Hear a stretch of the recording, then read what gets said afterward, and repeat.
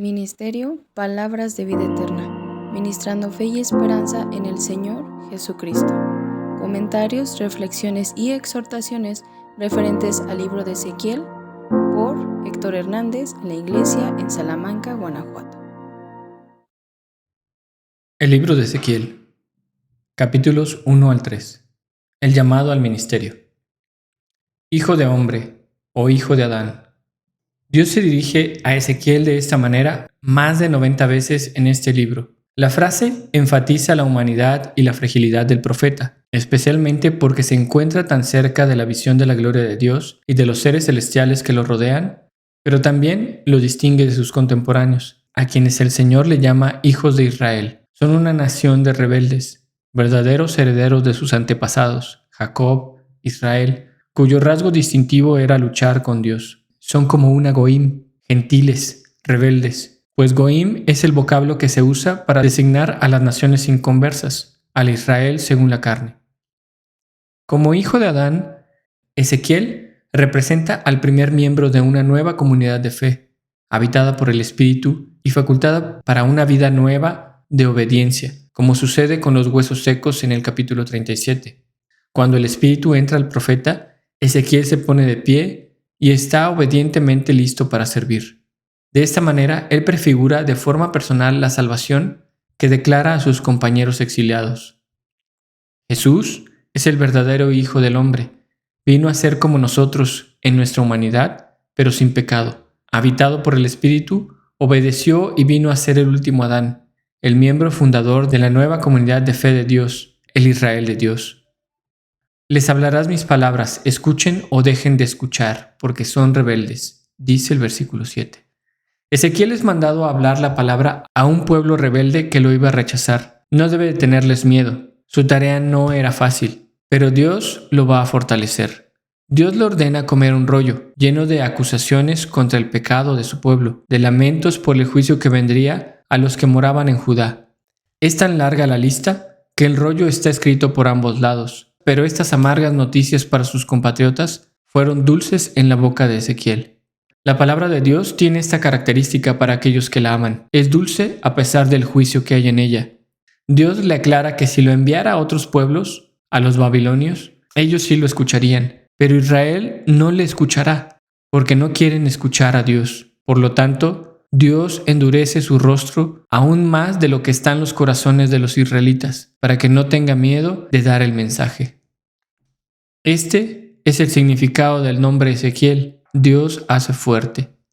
Ezequiel describe una vez más sus visiones en términos de ser transportado en el Espíritu, llevándolo de regreso de su visión al río Quebar. Abrumado ante la perspectiva del aterrador juicio que vendría, queda atónito y en silencio. Al cabo de 7 días, vino nuevamente palabra de Dios a Ezequiel para designarle como centinela para justos e injustos. Él es el responsable de aquellos a los que va a administrar la palabra de Dios. Fallar en dar la advertencia lo haría responsable de la desgracia resultante.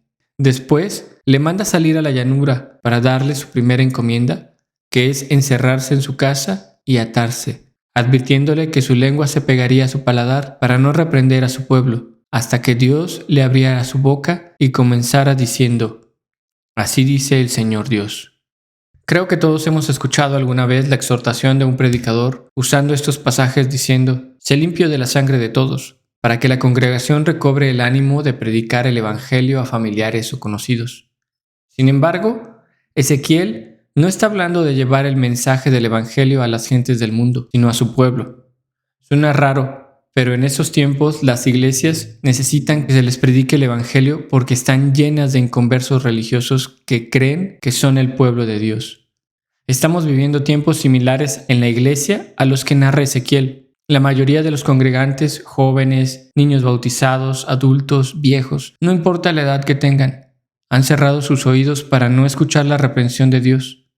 Estoy seguro de que alguno de los que está escuchando en este momento cree que no necesita el evangelio. Lo ven como algo aprendido y superado. Están tan seguros de sus capacidades como lo estaba Judá, que confiaba en el faraón Necao para librarlos del cautiverio. Estos judíos confiaban en su linaje, descendientes de Abraham, como ahora las congregaciones confían en su decisión de seguir a Cristo como un boleto de asiento en el cielo.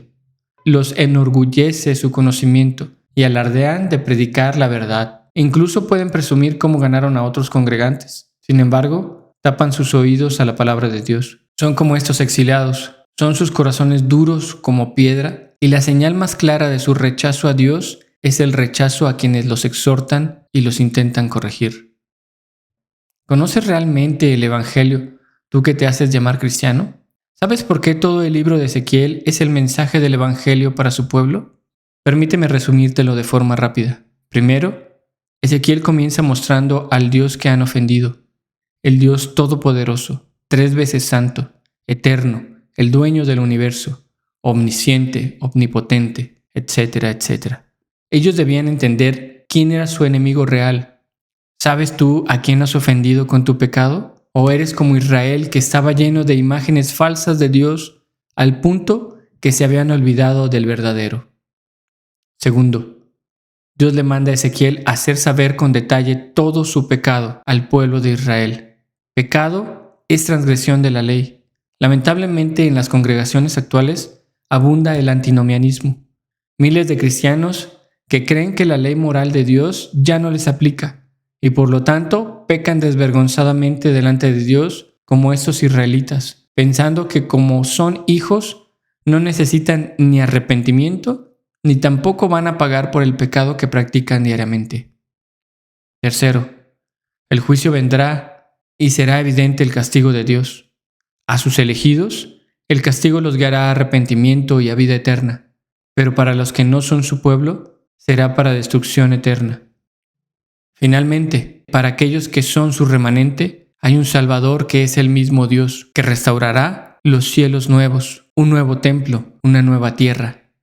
Este es el Evangelio que necesitan las congregaciones. Este es el Evangelio en el libro de Ezequiel. Esperamos que este video haya sido de edificación y si te fue de bendición, compártelo. Palabras de vida eterna, ministrando fe y esperanza en el Señor Jesucristo.